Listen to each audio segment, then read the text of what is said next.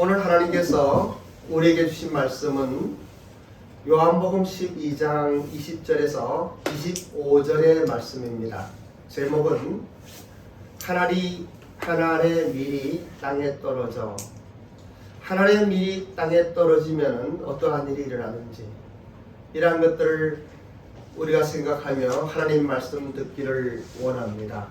사랑하는 일본 비전교회 가족 여러분, 그리고 또 오늘 함께 예배드리는 귀한 분들에게 감사를 드리고, 1월 마지막 주일이네요. 벌써 신년인가 했더니 한 달이 그냥 갔습니다. 날이 많이 추운데 감기 조심하시고, 또 요즘 코로나가 좀 잠잠해지긴 했지만은 아직도 극성인 것 같습니다. 여러분 건강 주의하시기 바라고, 오늘 이 말씀 볼 때 오늘의 본문이 기록된 배경은 하나님께서 우리의 구원을 위하여 무엇을 하셨는가 하는 것입니다.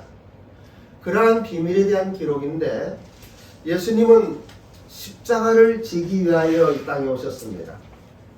우리가 지난번에 들은 말씀과 같이 예수님께서 예루살렘에 입성하실 때에 호산나 찬송하리로다 하면서 그 예수님을 왕으로 받드는 이러한 모습들을 보게 됩니다. 군중들이 환호하며 예수님을 받아들일 때에 아마도 그곳 가운데에서는 이방인들도 있었던 것 같아요.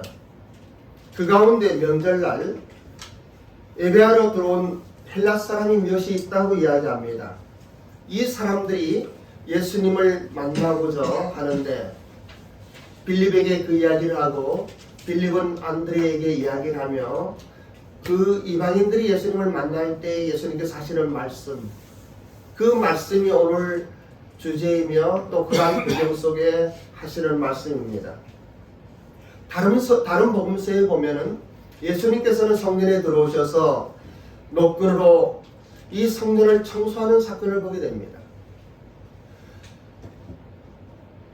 바리새인들과 율법학자들과 또 제사장들과 유대인의 지도자들은 예수님을 죽이려고 했어요. 예수님을 죽이기로 결단하고, 우리가 지난번에 본 나사로의 부활 사건을 통하여 그것이 극에 달했습니다. 그런데 예수님께서 예루살렘에 입성하실 때 모든 백성이 환호하며 우리의 왕이 오신다고 하니까 이 유대인 지도자들은 예수님에게 아무것도 할 수가 없었어요. 성전을 뒤집어 놓아도 예수님을 잡을 엄두를 내지 못하고 있었던 것이에요. 예수님에게는 사람들이 보이지 않는 막강한 하늘의 본능이 나타나고 있는 거예요. 정말 겸손하시고 나귀 새끼를 타시고 입성하시지만은 하늘의 영광이 이 예수님과 함께 할 때에 그 어떤 권력자들도 그 예수님에게 뭐라고 할 수가 없는 거예요. 그 당시 권력자들은 아주 사랑하는 사람들입니다. 종교의 이름으로 사람을 죽이고 가두고 정말 폭행을 저지르는 악랄한 사람들입니다. 말을 안 듣는 사람들은 그 유대인의 회당에서 쫓아내는 거예요. 유대인의 회당에서 쫓아낸다고 하는 것은 유대인 사회에서 살아갈 길이 없는 거예요. 그러한 권력자들이 이 예수님을 어찌할 수 없었어요. 그런데 그때 헬라인 몇 사람이 예수님을 만나고자 하는 거예요.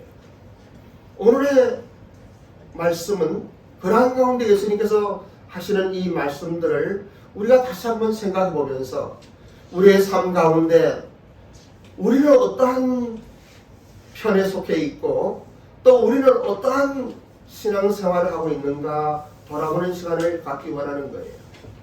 오늘의 본문의 말씀 요한복음 12장 20절에서 23절까지를 다시 한번 합독하기를 원합니다. 시작. 명절에 예배하러 올라온 사람 중에 헬라인 몇이 있으되 그들이 가만히 있으시다. 그들이 가서 청하여 이르되 선생님이여 예수를 보고자 하나이다 하니, 그들이 안드레에게 와서 말하고 안드레가 그대와 빌립이 예수께 가서 여쭈니 예수께서 대답하여 이르시되 인자가 영광을 얻을 때가 왔도다. 예수님께서 이 헬라인들이 찾아오니까 인자가 영광을 얻을 때가 왔다고 말씀하셔요. 우리는 이 말씀이 어떠한 뜻인지 알아요. 죽음의 길, 십자가의 길을 가시기를 원하시는 그 하나님의 섭리 가운데 우리 예수님, 성자 예수님은 그 말씀을 순종하며 가는 것입니다. 예수님의 생애에서 이 공생의 3년 동안에도 이방인들이 예수님을 찾아오는 경우는 없어요. 예수님께서 사마리아 여인을 수가성 우물가로 찾아러 가셨지만은 이방인들이 예수님을 보고 싶어서 찾아오는 경우는 없어요. 이것을 보면서 우리는 무엇을 알 수 있는가 하면은 예수님의 십자가의 길은 이 이방인들에게 열려 있다고 하는 것을 알 수가 있어요. 예수님은 이스라엘 백성으로 태어나셨습니다. 이스라엘을 구원하러 이 땅에 오셨습니다. 그런데 이스라엘뿐 아니라 헬라인들도 구원하러 오셨고 또 로마인들도 구원하러 오셨고 오늘날 우리마저도 구원하기 원하시는 하나님의 은혜의 손길을 볼 수가 있습니다. 그런데 신기한 일은 이 유대인들 지도자들은 예수님을 죽이려 하고 이러한 모든 온 백성이 예수님을 따르지만은 어떠한 틈을 찾고 있는데 그 헬라인의 지도자들은 예수님을 만나길 원하는 거예요.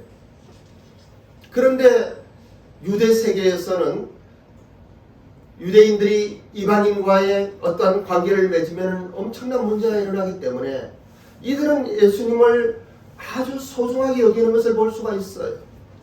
왜냐하면 그들은 예수님을 직접 만나러 오실 수가 있습니다. 함에도 불구하고 빌립에게 이야기하는 거예요. 또 빌립은 안드레에게 이야기해서 빌립과 안드레와 함께 예수님께 찾아오는 것을 볼 수가 있어요. 사랑하는 일본 비전교회 성도 여러분, 이 헬라인의 이 신사적인 여정들을 우리는 배워야 돼요. 일본 사람들은 좀 이런 경향이 있어요. 어떠한 일이 있으면 소개한 사람에게 이야기하고 소개한 사람은 또 그 잘 봐봐서 이렇게 하고 싶은 이야기를 하고 만날 사람을 만나는데 우리 한국 사람들은 좀 파워풀하잖아요. 다이렉트로 가는 거예요. 그 좋은 것도 있고 좋지 않은 부분도 있어요. 저는 일본에서 비즈니스 하면서 그러한 한국 사람들의 어떤 파워풀한 것들이 감당이 안 됐어요. 사실은 제가 닌텐도의 게임보이의 케이스를 이제 납품을 하고 있었는데 그때 천안의 어느 회사에 저는 거의 한국하고 비즈니스를 하지 않았어요. 중국하고 많이 하고 유럽하고 하고 아메리카하고 좀 했는데 동남아 쪽도 하고 그런데 어쩌다가 왜냐면은 닌텐도 게임보이 케이스를 만들 때에는 우리가 이제 피카츄라고 하는 그때 가장 인기 있는 그 브랜드인가요? 계약을 해갖고 하는데 피카츄의 눈동자를 만드는데 엄청 힘들었어요. 중국의 기술은 되지 않았었어요. 그래서 천안에 오셨는데 천안에 있는 어느 공장 찾아서 이제 그것을 시작을 했습니다. 근데 얼마 지나지 않아서 이 천안에 있는 사람이 닌텐도에 직접 연락을 하는 거예요. 자기들이 직접 하고 싶다고 이렇게 하는 거 한 1년, 2년 지났는지 모르겠어요. 그때 저는 처음 한국하고 비즈니스를 하면서 내 나라인데도 이거 상도위도 아니고 근데 여기에 비즈니스 하시는 분도 많이 있지만은 여러분들은 그러지 않죠? 항상 질서를 따라 이렇게 모든 일들이 이루어져야 되는 거예요. 우리 일본 비전교회 성도님들은 비즈니스 하면서 기도하며 하나님의 은혜와 하나님의 인도하심 따라 또 사회적인 어떤 규범을 따라 이 비즈니스가 흥왕되기를 바라고 신년 메시지에 말씀드린 것 같이 창발하는 이 2023년이 되기를 주님의 이름으로 축복합니다. 아멘.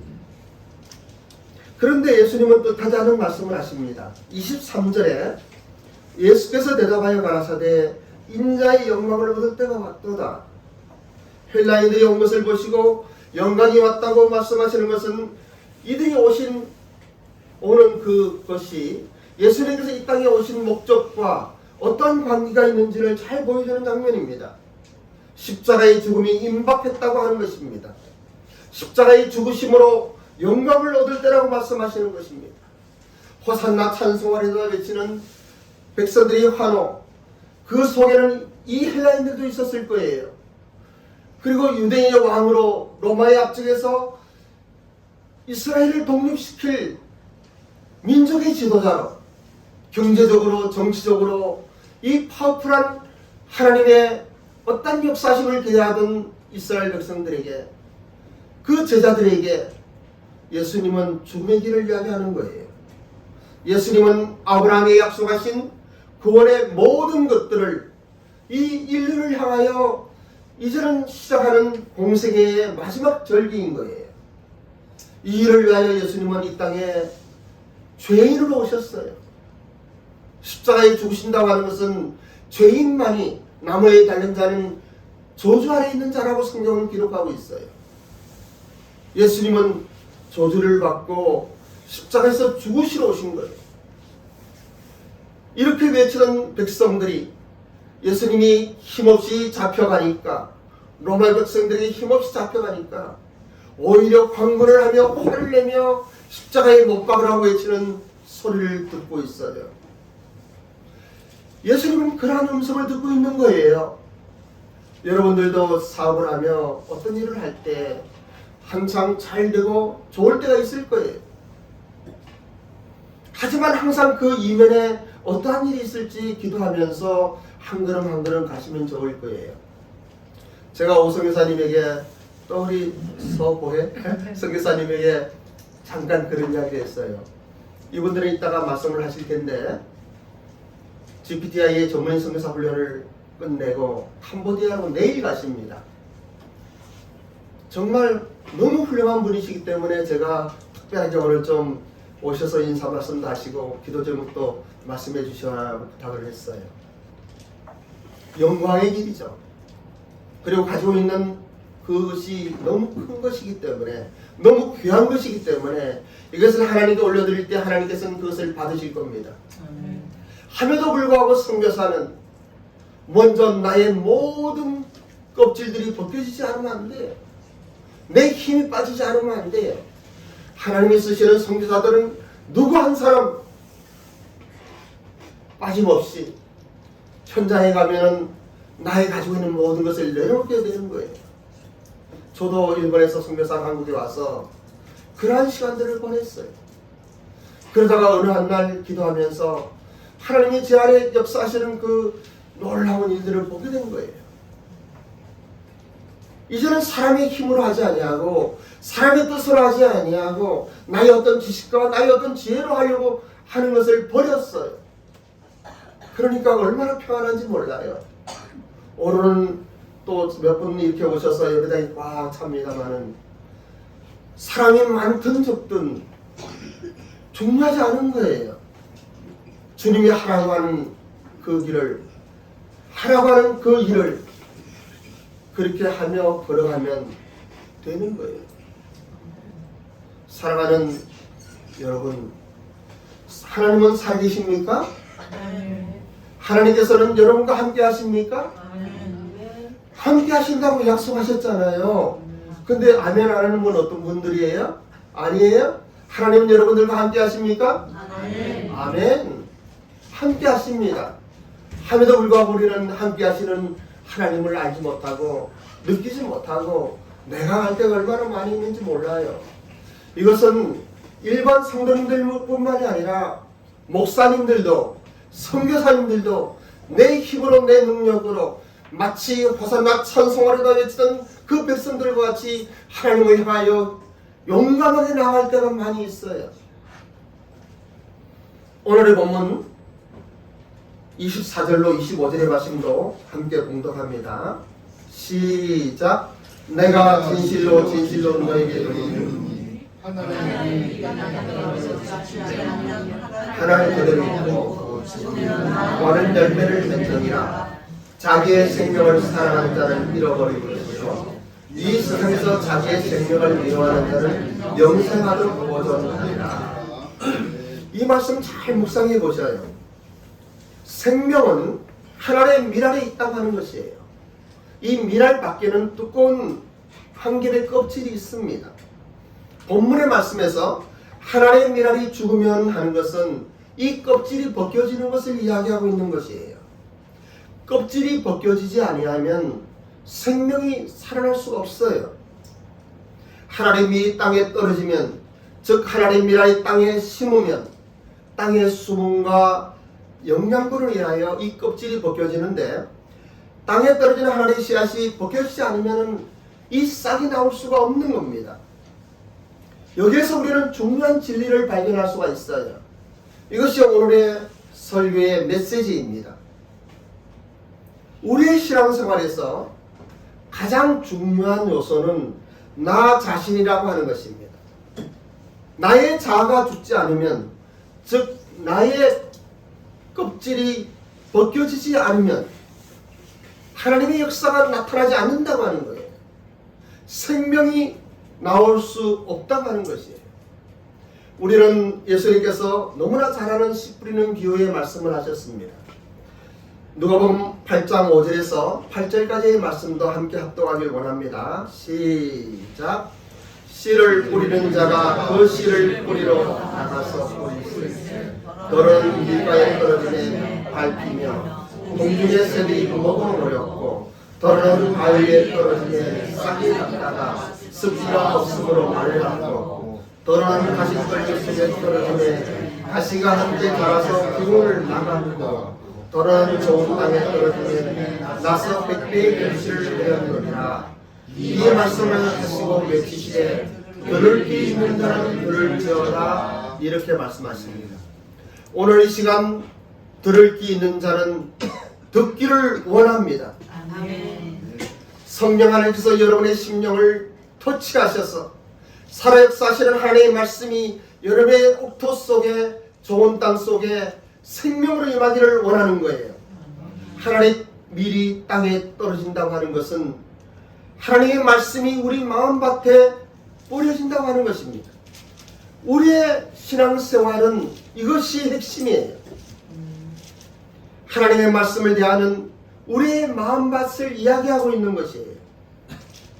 하나님의 말씀이 땅에 떨어질 때, 즉 여러분들께서 이러한 하나님의 말씀을 들을 때 여러분들은 삶의 껍질이 벗겨져야만 됩니다. 귀로 듣고 그냥 좋다고 흘려버려서는 안 됩니다. 여러분의 생각과 지식의 한계에 갇혀 있어서는 안 되는 것이에요. 여러분이 어떤 지적인 하나님을 향한 마음이 있다 할지라도 선포되어진 하나님의 말씀을 받을 때에는 그것을 일단 내려놓으면 되는 거예요. 여러분이 신학을 하고 박사학위를 받고 여러분들 어떤 위치에 있다 할지라도 살아계신 하나님의 말씀을 묵상할 때, 성경을 펴 하나님의 말씀을 읽을 때에 그 말씀이 여러분의 이 마음속 깊이 생명으로 와야 되는 것이에요. 그런데 어떤 분들은 이 하나님의 말씀을 들을 때 그 설교의 내용만 생각하는 사람들이 있습니다. 그래서는 안 되는 것이에요. 그런데 그러함에도 불구하고 어떠한 분들은 이 하나님의 말씀이 선포되어질 때에 그 말씀 내용뿐만 아니고 왜 목사님이 그러한 말씀을 하시는가, 목사님의 마음을 읽는 사람들이 있어요. 그것을 느끼는 사람들이 있어요. 그것뿐만 아니고 그러한 것을 느끼면서 하나님의 마음을 느끼는 분들이 있어요. 성경을 봉독할 때에, 묵상할 때에 그 어떤 문자적인 그 성경 말씀에 담겨있는 하나님의 마음을 읽는 사람들이 있어요. 우리가 바울의 편지를 읽으면서 바울을 생각하고 또 바울이 알고 있는 그 하나님의 은혜를 경험하는 사람들이 있어요. 눈물을 흘리며 그 한 가지의 말씀을 붙들고 인생이 바뀌는 사람들이 있어요. 그 하나님의 말씀이 우리의 삶을 완전히 변화시키는 엄청난 축복으로 임하는 사람들이 있는 것이에요. 저는 살아오면서 이러한 것들을 여러 차례 경험하는 거예요. 아직도 부족하고 어리석고 또 우리의 배당은 비좁고 협소하지만은 이 하나님 말씀이 떨어질 때에 우리는 하나님 말씀을 하나님 말씀으로 받아야 되는 거예요. 아멘. 천지를 창조하신 하나님의 권능의 말씀이 여러분의 생명 속에 여러분의 마음의 모든 껍질을 벗겨버리고 좋은 땅이 되어 그곳에 심어져야 되는 것이에요. 아멘. 그리하면 싹이 나는 거예요. 그리하면 100배의 열매를 맺는 것이에요. 부모의 말씀도 마찬가지예요. 부모님의 말씀을 여러분들은 다 부모님이 많으시기 때문에 자녀들이 얼마나 사랑스럽습니까? 아직 다 큰 자녀라 하더라도 아직 내 자식이기 때문에 얼마나 소중합니까? 그런데 우리는 마음껏 이야기는 하지 못하지만은 그 자녀를 위하여 기도하면서 이 자녀를 사랑하는 마음으로 애야 이랬으면 좋겠다. 만일에 자녀가 부부싸움을 하고 있다 할 때 우리 부모 심정은 어떻습니까? 얘야 며느리를 좀 더 용서하면 되지 않겠니? 좀 이해하면 되지 않겠니? 그래도 우리 사이와는 사이는 없잖아. 이런 이야기 할 때 자녀들이 그 어머니의 아버지의 그 마음을 받아야 되는 거예요. 왜 내 부모님이 이러한 말씀을 하시는가 하는 것을 깨달아야만 되는 거예요. 자녀들이 부모님에게 어떠한 말씀을 드릴 때도 마찬가지예요. 우리는 설날을 맞아 많은 가족들을 친척들을 만나지 않았습니까? 다시 한번 그 친척들의 만남의 이야기들을 한번 가슴으로 담아보셔요. 그리고 그 말 내용이 아니라 그렇게 말하는 부모님의 사랑을 깊은 사랑을 깨달아야만 되는 거예요. 그것이 내 안에 들어올 때 부모님이 달라지는 거예요. 우리가 하나님의 말씀을 들을 때 그러한 마음으로 들으면은 우리 인생이 달라집니다. 우리 삶이 달라지는 거예요. 우리의 어떤 마음의 껍질들이 벗겨지지 않아서 문제예요. 한국교회에 우리 성도님들이 많이 있으면서도 훌륭한 목사님들이 많이 계시면서도 위대한 지도자들이 있음에도 불구하고 왜 한국교회가 이렇게 사회의 지탄을 받고 있는지 우리 가슴이 아프잖아요. 이 껍질이 벗겨지지 않아서 그런 거예요. 그런데 어떻게 하면 이러한 껍질이 벗겨질 수 있을까요?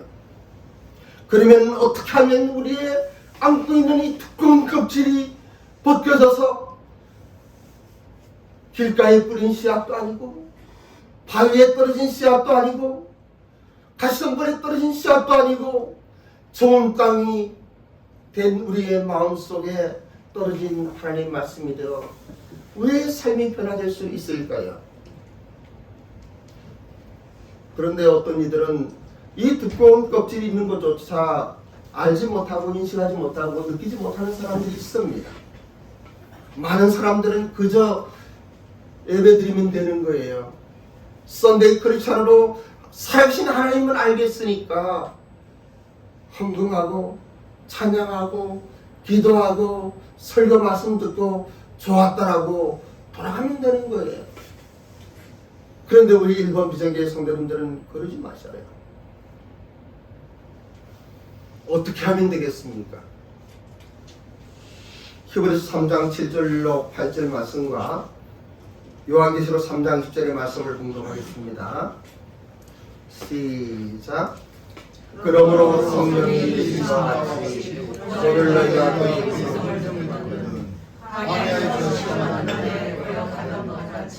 너희 마음을 공부하게 하지 말라. 볼지어다 내가 문 밖에 서서 부르니 누구든지 내 음성을 듣고 문을 열면 내가 그에게로 들어가 그와 더불어 먹고 그는 나와 더불어 먹으리라. 아멘. 하나님의 말씀을 가볍게 여기는 사람들이 있어요. 목사님들도 선교사님들도 장로님들도 종교인이 되어서 교회는 잘 섬기고 열심히 봉사활동하고 사역을 하지만은 그러나 하나님의 말씀을 가볍게 여기는 사람들이 얼마나 많이 있는지 몰라요. 히브리서 3장 7절과 8절의 말씀은 광야에서 이스라엘 백성들이 이 하나님의 음성을 들으면서도 모세를 통하여 하나님의 역사심을 들으면서도 그들이 완고해진, 이 완고라고 하는 말은요 딱딱한 마음이에요. 그 마음에 딱딱한 껍질이 있다고 하는 것이에요. 두꺼운 껍질이 있다고 하는 것이에요. 그들은 결국 멸망하고 말았습니다. 예수님은 요한계시록에서 말씀하시잖아요. 볼지어다 내가 문 밖에 서서 두드린다. 오늘 이 시간에도 여러분 문 밖에서 두드리는 예수님의 노크소리를 듣기 바랍니다. 아멘. 지금 이 시간에도 여러분의 삶 속에 함께 하시기를 원하시는 우리 주님의 음성을 듣기 원하는 이러한 간절한 마음이 여러분들이 있기를 원합니다. 아멘. 내가 그와 더불어 먹고 그는 나와 더불어 먹으리라. 이러한 약속의 말씀이 여러분들에게는 어떻게 들려옵니까?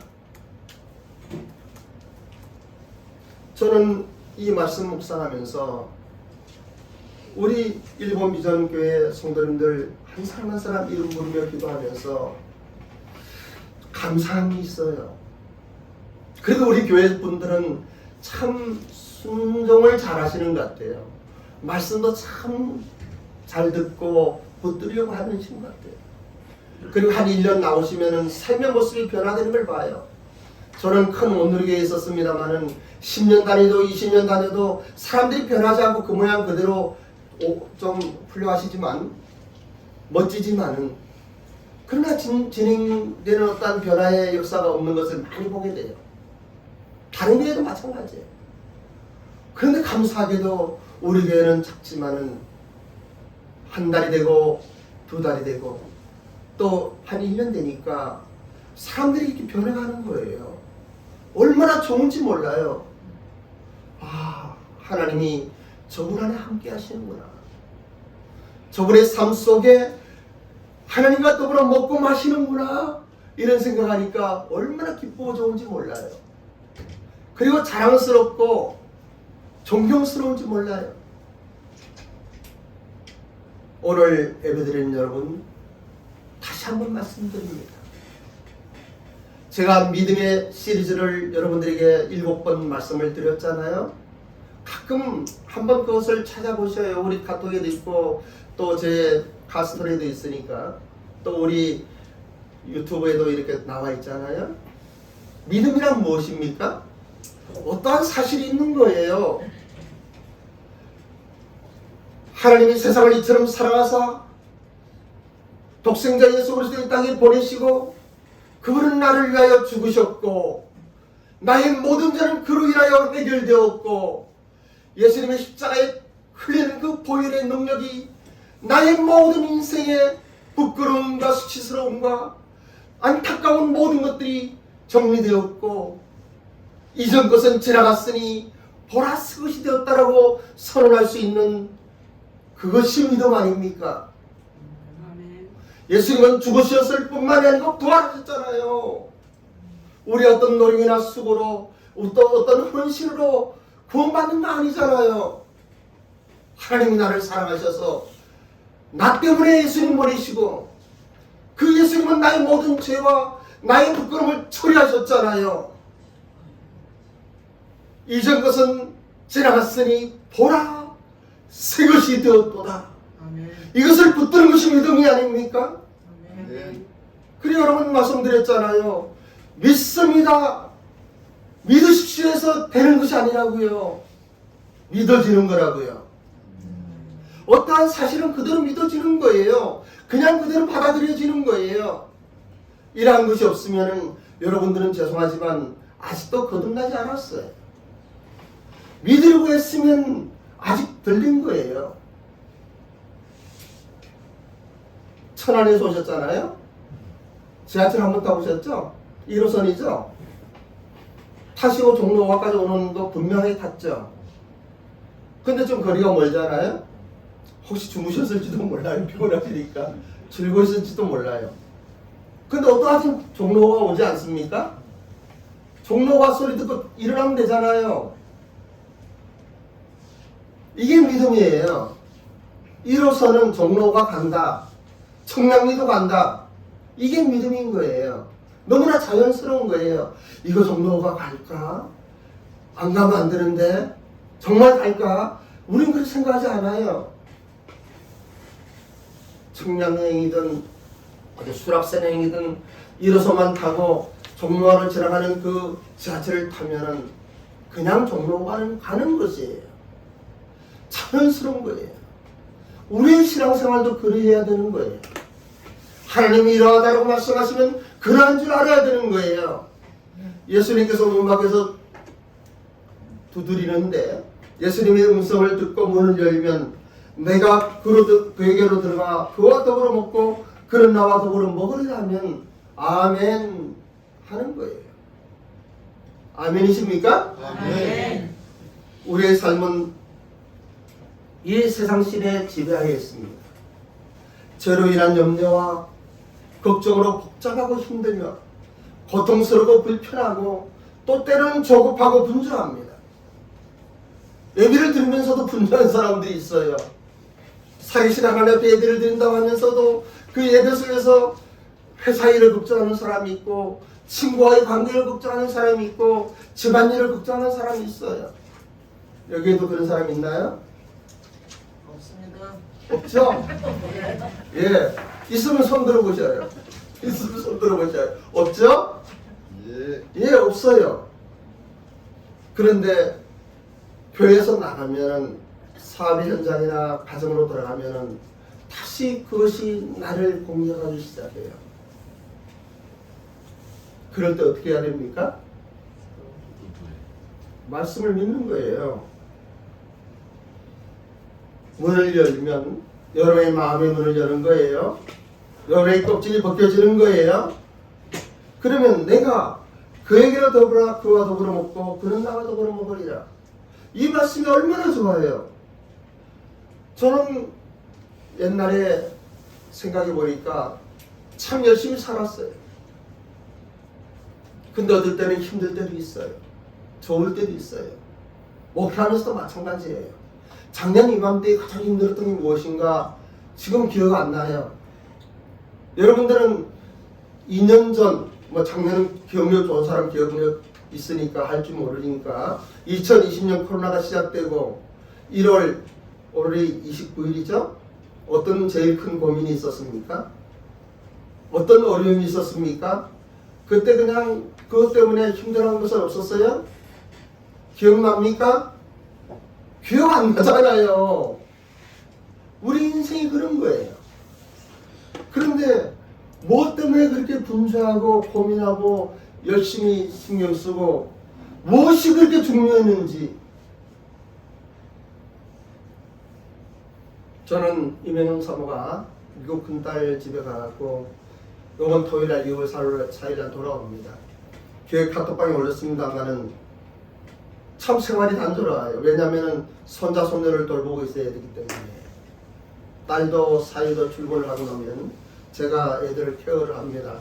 아내가 하던 것을 없으니까 제가 하는 거예요. 아침 8시쯤 작은 딸 집에 출근을 합니다. 그리고 노아 우리 손자를 씻겨주고 아침 먹이고 유치원 등원을 시키는 거예요. 그리고 또 우리 수아 혼자 있으니까 점심시간에 같이 엄마가 딸이 해놓은 것을 먹든지 나가서 식사를 하든지 점심 식사를 합니다. 그리고 5시에 또 노아를 유치원에 데리러 갑니다. 그렇게 있다 보니까 월요일부터 금요일까지. 근데 시간은 좀 많아요. 중간중간에. 독서를 할 시간이 있고 기도할 시간이 있고 참 주님만에 참 감사한 마음이 있어요. 옛날에 비즈니스 할 때 그렇게 단조롭게 살았다면 불안했을 거예요. 그런데 지금은 불안하지 않아요. 근데 그러면서 기도하면서 비즈니스를 하면서도 이러한 마음을 가질 수가 있겠구나. 여러분들은 얼마나 바쁘십니까? 얼마나 힘듭니까? 참으로 어려운 때예요.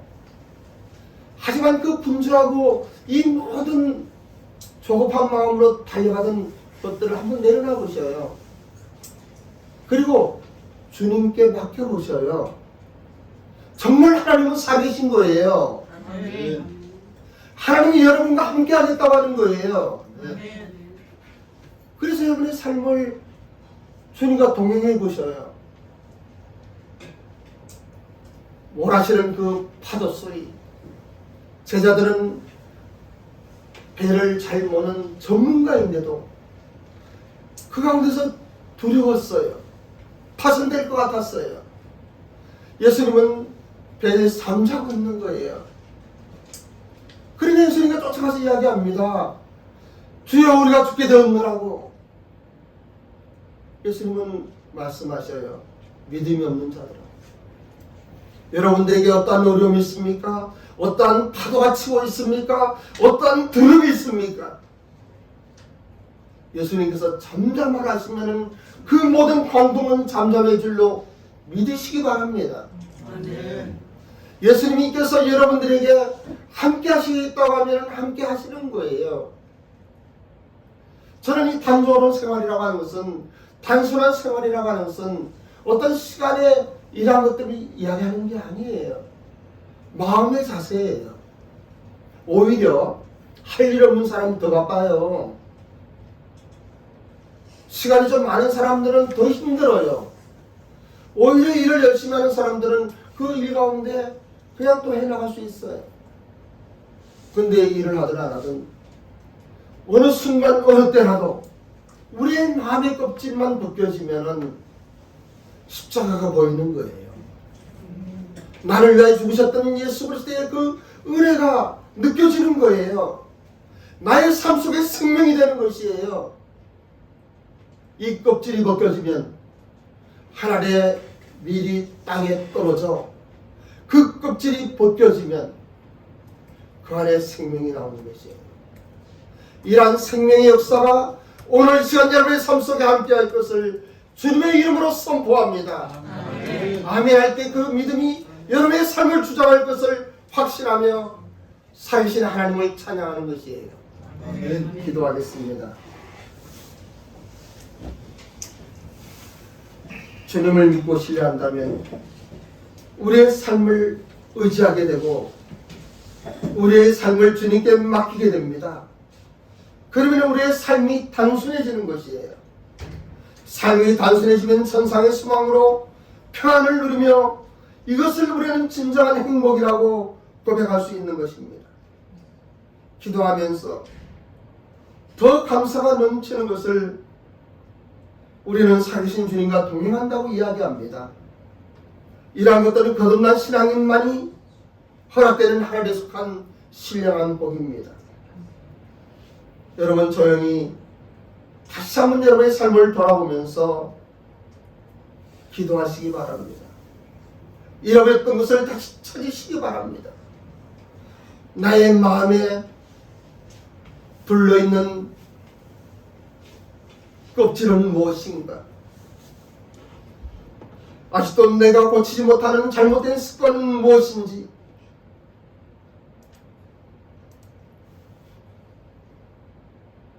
오늘 이 시간 회개하는 마음으로 십자가의 사랑을 기억하며 여러분의 삶을 하나님께 올려드리기를 원합니다. 기도하겠습니다.